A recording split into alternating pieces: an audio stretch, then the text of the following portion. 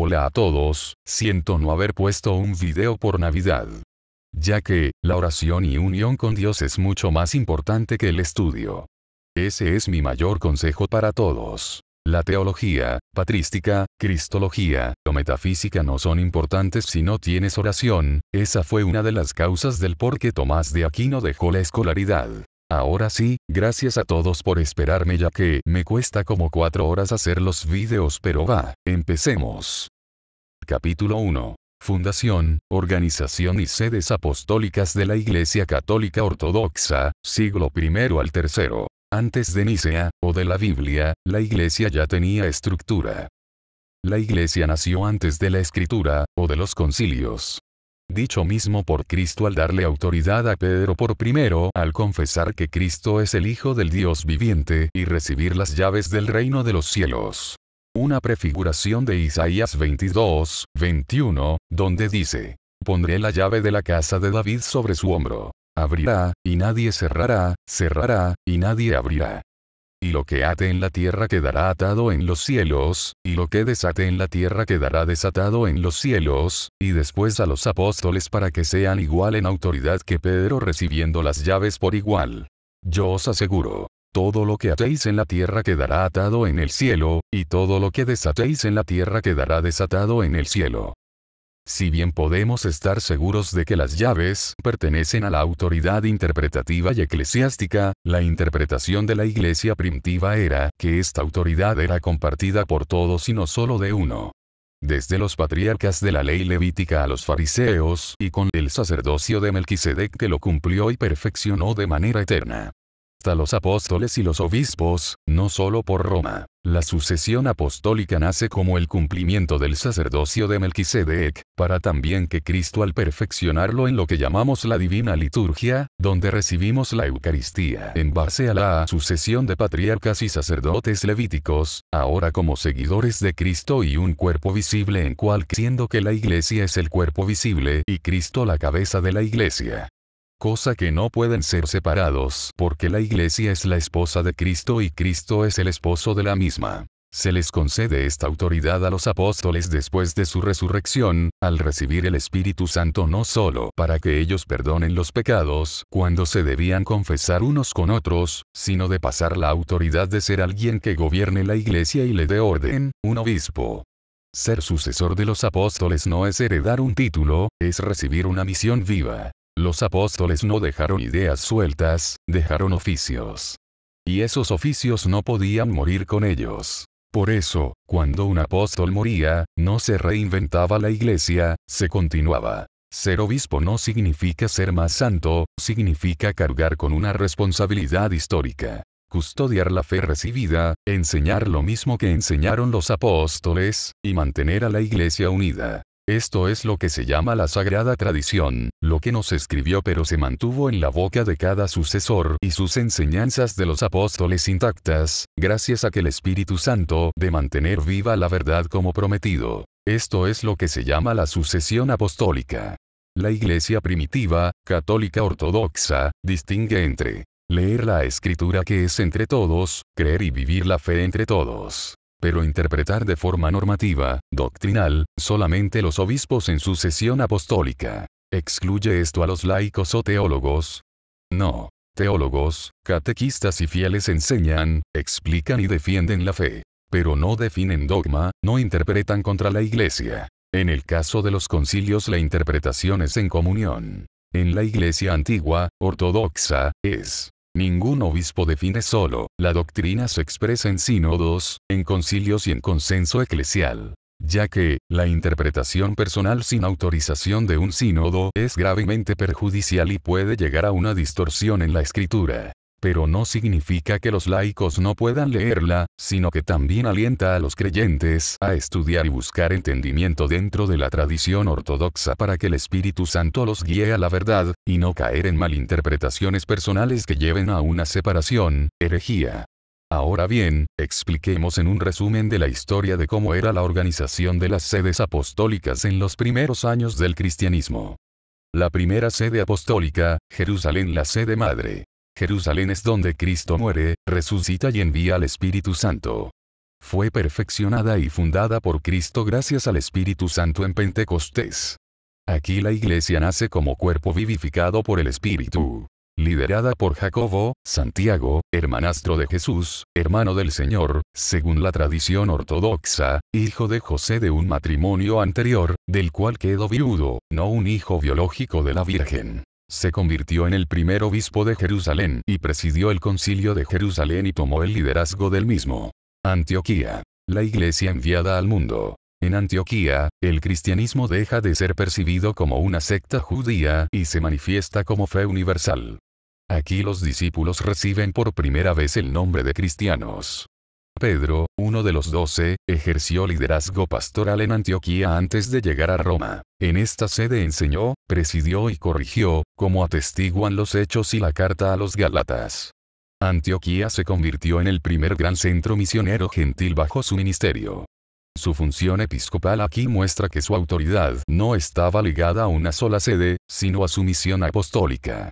Desde Antioquía se consolida el modelo de obispo como pastor local en comunión con otros apóstoles. Roma. Sellado y bendecido por el martirio de Pedro y Pablo. Hicieron de Roma un altar, y la Iglesia la honró por su martirio con sucesión. ¡Paz a los mártires! Acoge a tus hijos, Señor. Embota sus heridas, suaviza su dolor. Dales fuerza, oh Salvador. Detengan a ese hombre. Benditos seáis, hijos míos, que morís en nombre de Jesús. Yo os digo que este día estaréis con él en el paraíso. Aquí donde Nerón gobierna hoy, Cristo gobernará para siempre. Dijo que Cristo me reemplazará. Pedro llega después de Antioquía, en la tradición cristiana primitiva, que sostiene que ambos apóstoles Pedro y Pablo viajaron, predicaron y sufrieron martirio allí, estableciendo así el fundamento de la Iglesia en Roma y su primacía en honor de los apóstoles. Ambos apóstoles fueron martirizados en Roma durante las persecuciones del emperador Nerón, aproximadamente entre los años 64 y 67 después de Cristo. La Iglesia en Roma ya existe antes de la llegada de los apóstoles con comunidades cristianas. No fundadas directamente por Pablo o Pedro pero con fe viva, conocida y reconocida por Pablo en Romanos. Llega Pedro para confirmar, fortalecer y pastorear la Iglesia en Roma donde Pedro es reconocido como apóstol principal y convive con otros presbíteros y Pablo. El apóstol Pablo llega como prisionero, entra en Roma custodiado pero no toma control de la Iglesia ya que vive bajo vigilancia, pero con libertad para enseñar. Entonces con esto Roma se convierte en centro de predicación donde Pablo predica abiertamente y recibe a todos los judíos y gentiles por igual. Pedro, apóstol de los circuncisos. Pablo, apóstol de los gentiles. San Pedro fue crucificado, según la tradición, boca abajo, por considerarse indigno de morir de la misma forma que Cristo, en el circo imperial. San Pablo fue decapitado, como correspondía a su ciudadanía romana, en las afueras de la ciudad. Alejandría. El centro teológico. Antes de la llegada del cristianismo, Alejandría, fundada por Alejandro Magno en el 331 a.C., ya era la metrópolis intelectual y comercial del mundo helenístico y la segunda ciudad más grande del Imperio Romano después de Roma. Su ubicación estratégica en el delta del Nilo la convertía en un puerto de fácil acceso y un crisol de culturas, griega, judía, egipcia.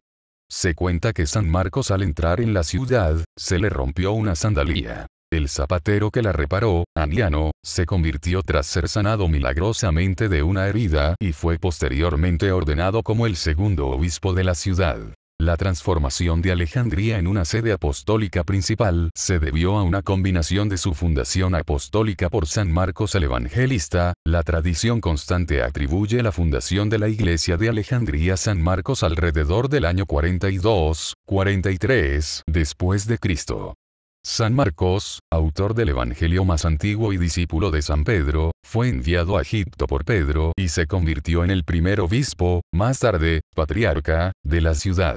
Durante su ministerio, San Marcos estableció una comunidad cristiana y estructuró la adoración de la iglesia. Ordenó al primer obispo, San Aniano, y a varios sacerdotes y diáconos, asegurando la sucesión apostólica. Fundó la famosa Escuela Catequética de Alejandría, que se convirtió en un centro líder de estudio teológico y formación, atrayendo a eruditos como Panteno, Clemente y Orígenes. San Marcos sufrió el martirio en Alejandría cerca del año 68 después de Cristo.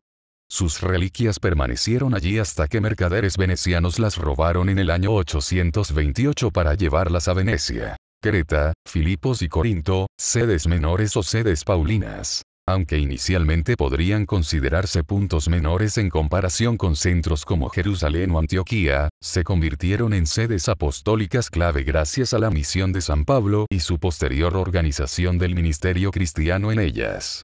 La estrategia de Pablo implicó fundar iglesias y luego dejar a seguidores y obispos de confianza a cargo para asegurar su consolidación y crecimiento. Filipos, la primera comunidad cristiana en Europa. Pablo fundó la iglesia en Filipos durante su segundo viaje misionero, alrededor del 50-51 después de Cristo, como se relata en Hechos 16. Esta ciudad, una colonia romana en Macedonia, actual Grecia, fue el primer lugar en Europa donde predicó formalmente el Evangelio. El establecimiento de la iglesia comenzó con la conversión de Lidia, una comerciante de púrpura, quien ofreció su hogar como lugar de reunión, sentando las bases de la comunidad. Pablo también convirtió a un carcelero romano y su familia. Aunque Pablo enfrentó persecución y encarcelamiento allí, la comunidad se mantuvo fiel. Más tarde, Epafrodito se convirtió en un líder prominente, a quien la tradición ortodoxa señala como el primer obispo de la iglesia en Filipos, demostrando el establecimiento de un ministerio local. La epístola a los filipenses de Pablo, escrita desde prisión, es un testimonio del apoyo mutuo entre el apóstol y esta comunidad. Corinto. Pablo llegó a Corinto durante su segundo viaje misionero, permaneciendo allí aproximadamente 18 meses, un periodo significativo que resalta su importancia. Corinto era una ciudad portuaria cosmopolita, rica pero moralmente corrupta. Pablo trabajó con Aquila y Priscila y estableció una comunidad fuerte pero con problemas internos, como se refleja en sus dos epístolas a los Corintios. Dedicó tiempo a enseñar y nutrir la congregación. En este momento, Pablo enfrentaba una fuerte oposición y rechazo por parte de los líderes judíos de la ciudad, pero recibió una visión nocturna en la que Jesucristo se le aparece al apóstol Pablo para darle aliento y directrices específicas durante su difícil estancia en Corinto.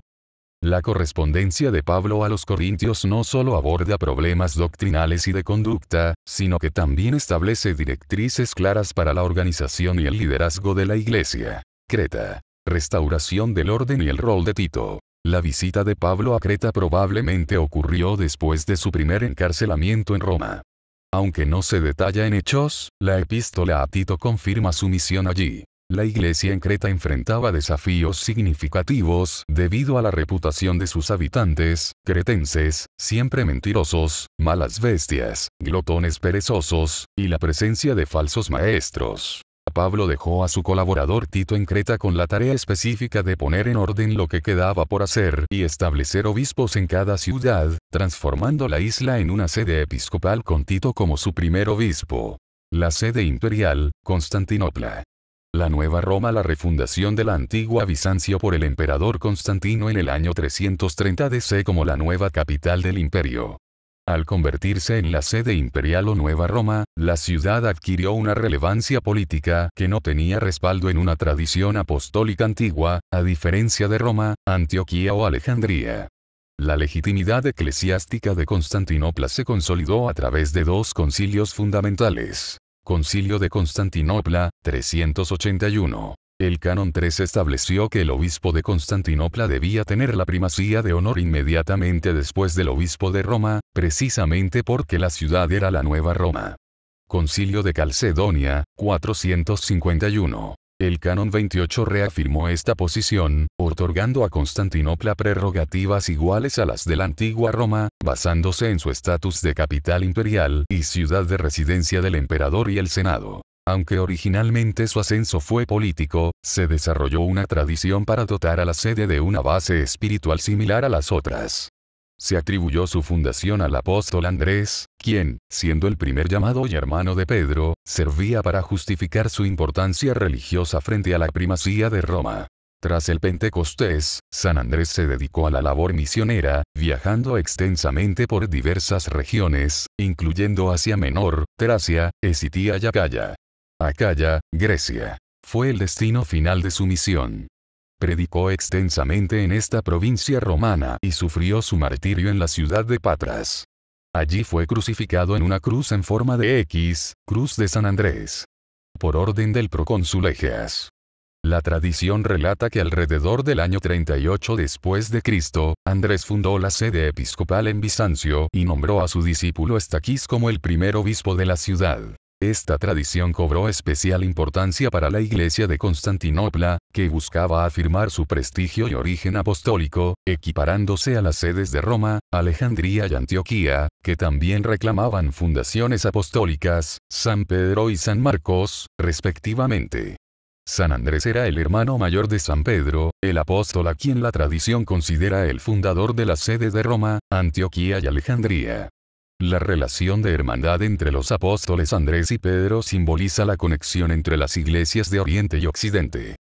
En el nombre del Padre y del Hijo y del Espíritu Santo. Amén. Gloria a ti, Dios nuestro, gloria a ti. Gloria al Padre y al Hijo y al Espíritu Santo. Santo, ahora y siempre y por los siglos de los siglos. Amén. Siento haberme tardado tanto, pero mi vida se pone cada vez más ocupada y trato de ser puntual con mi fe. Recuerden, podrás saber mucho del estudio pero sin fe no eres nada ante Dios.